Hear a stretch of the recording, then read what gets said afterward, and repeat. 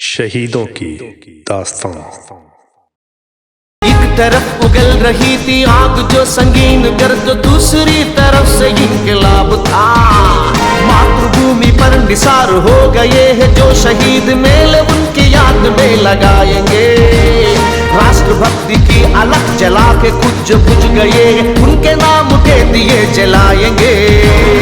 वंदे मातरम, वंदे मातरम, वंदे मातरम, वंदे मातरम।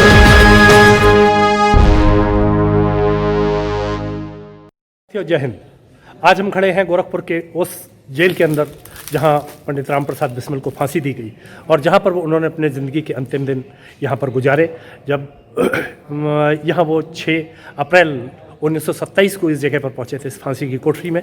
और यही वो ये जो आप देख रहे हैं, ये इसके ठीक पीछे वो जेल है जहां से लोगों को अंदर लाया जाता था। यहाँ असल में जहाँ हम खड़े हैं ये वो फांसी सेल है। फांसी जिन्हें लगती थी उन्हें ला के रखा जाता था। और ये वो फांसी घर, जो फांसी की कोठरियाँ हैं जहाँ फांसी के पाए हुए क्रांतिकारियों को यहीं पर रखा जाता था। जैसे इसमें अगर हम चलते हैं तो यही वो गलियारा है जिसमें राम प्रसाद बिस्मिल जी यहाँ पर रहे हैं। ये फांसी की वो कोठरी, इसके बाद ये दूसरी, तीसरी और चौथी 4 कोठरियाँ यहाँ पर हैं। इसके बाद जो 5वीं कोठरी है, उस 5वीं कोठरी के अंदर राम प्रसाद बिस्मिल जी यहाँ पर रहे हैं। जो वो यहाँ पर लखनऊ से लाए गए थे। लखनऊ से लाने के बाद इसी कोठरी में राम प्रसाद बिस्मिल जी दाखिल हुए और प्रसाद बिस्मिल जी रहा करते थे। देखिए एक छोटा सा शिक्षा है। इस शिक्षा के पीछे यहीं से रोशनी आ सकती है, यहीं से हवा आ सकती थी। और इसके बाद ये लगभग 9 का एक कमरा 9-10 की कोठरी है। इसमें ये राम प्रसाद बिस्मिल जी की एक फ़ोटो रखी गई है जिसके आगे अगरबत्तियाँ भी हैं। और अगर अंतिम समय के उद्गार यहाँ पर लिखे हुए हैं कि अंतिम समय का उद्गार, मुझे इस कोठरी में बड़ा आनंद आ रहा है। मेरी ये इच्छा थी कि किसी साधु की गुफा पर कुछ दिन निवास करने के योगाभ्यास किया जाता है। तो साधु की गुफा न मिली तो क्या, साधना की गुफा तो मिल गई। बड़ी कठिनता से यह शुभ अवसर प्राप्त हुआ है। और 19 दिसंबर 1927 को प्रातः दैनिक क्रियाकलाप स्नान आदि से निवृत्त होकर फांसी के तख्ते पर चढ़ने जाते समय अमर शहीद बिस्मिल ने कहा, मालिक तेरी रजा रहे और तू रहे, बाकी न मैं रहूं न मेरी आरजू रहे।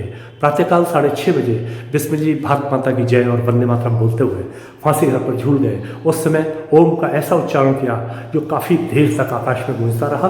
इस तरह की बातें यहाँ पर कुछ चारों तरफ लिखी हुई हैं। और जो उन्होंने फांसी के फंदे से अपने अंतिम शब्द कहे थे, तो उन्होंने फांसी के फंदे पर खड़े होकर कहा था, I wish the downfall of British empire, कि ब्रिटिश साम्राज्यवाद के नाश के लिए जो उन्होंने बातें कही थी वो यहाँ पर लिखी हुई हैं। ये वो दरवाज़ा है, इस तरीके का ये दरवाज़ा हुआ करता था जो जिससे उन पर नज़र रखी जा सके। और पूरा एक बहुत भारी दरवाज़ा है। इसमें इसके बंद करने का भी विशेष मैकेनिज्म हुआ करता था जिसे अंदर से न खोला जा सके। इस अगर मैकेनिज्म को हम देखें तो इसके लिए इस दरवाजे के ठीक बगल में एक वो बनाया जाता था और इसमें कुंडी रहती थी कि जिसे अंदर से न खोला जा सके, यहाँ से लाकर और इस जगह पे उसका ताला लगा दिया जाता था जिससे इसे खोला ही नहीं जा सकता था। अंदर से किसी कीमत पर नहीं खोला जा सकता था। इसे जब भी खोलना होगा तो बाहर रहता था। और ये दरवाज़ा भी इतना मजबूत है, पूरा ठोस लोहे का बना हुआ। इसकी जो सरिया है आज भी इतनी मजबूत है कि इसे अगर देखें तो एक को तो छोड़ दो, कई लोग मिलकर भी इसे आज की तिथि में भी नहीं खोल सकते, जबकि इसे दशक तो छोड़िए। सरफरोशी की तमन्ना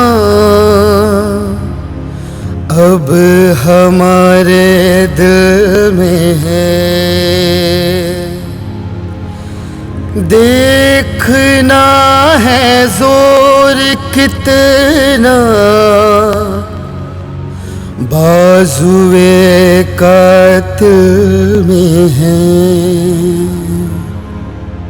वंदे मातरम, वंदे मातरम, वंदे मातरम, वंदे मातरम। और ये कहते हैं कि चले पंडित जी आपको जो है चलना है, आपको अंतिम यात्रा की तैयारी करें, आपको जो है फांसी लगनी है।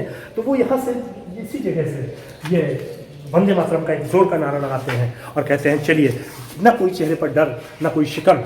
ऐसे क्रांतिकारियों को इसी गलियारे से वो चलते हुए, इन्हीं कोठरियों को पार करते हुए, इधर 3 कोठरियाँ और थी, और सामने अगर देखें तो सामने वो पूरे क्रांतिकारियों की लाइन लगी हुई थी। यहाँ पर हर कोठरी में कोई ना कोई क्रांतिकारी यहाँ पर बंद था। तो पाकुड़ी के इस पे जिसमें उन्हें फंसी हुई है, उसमें 19 दिसंबर को वो इसी रास्ते से चले हैं। इसी रास्ते पर चलते हुए बिल्कुल फांसी की कोठरियों के ठीक बगल में वो फांसी घर बनाया गया। ये वो फांसी घर है जिसके ऊपर उन्हें इस रास्ते से ये जो स्लोप बनाया हुआ है, इसी रास्ते पर। हालांकि मैं पिछली बार आया था तो ये सारा कुछ कच्चा था यहाँ पर, तब से बहुत कुछ बदल गया है। वो कोठरियाँ भी बदल गई और रास्ते बहुत बदले हैं, बहुत सारी चीज़ों में बदलाव आया है कि ये जो है ये इसी तरीके का था। पर यहाँ पर पूरी तरह से अब टाइल्स लगी हुई हैं, उस वक्त ये कच्चा हुआ करता था। तो मैं उन कच्चे रास्तों पर भी आया था और ये इसी तरीके के पेड़ लगे हुए थे। यहाँ से राम प्रसाद बिस्मिल जी वंदे मातरम, भारत माता की जय के नारे लगाते हुए इस मंच की तरफ पहुँचे हैं। इसी फांसी की तख्ते की तरफ वो बढ़ते चले गए और यहाँ पर ये उनके अंतिम यात्रा की यहाँ की तैयारियाँ, यही वो फांसी का फंदा है। ये जहाँ पर वो खड़े हुए हैं, ये बिल्कुल इसी फंदे के ऊपर वो खड़े हुए हैं। उनके गले में रस्सी थी, ऊपर से कुंडे से वो रस्सी लटक रही थी। यहाँ पर जल्लाद उस लीवर को पकड़े हुए था जिससे ये दरवाज़ा खुलना था और पंडित राम प्रसाद बिस्मिल जी को फांसी दी जानी थी।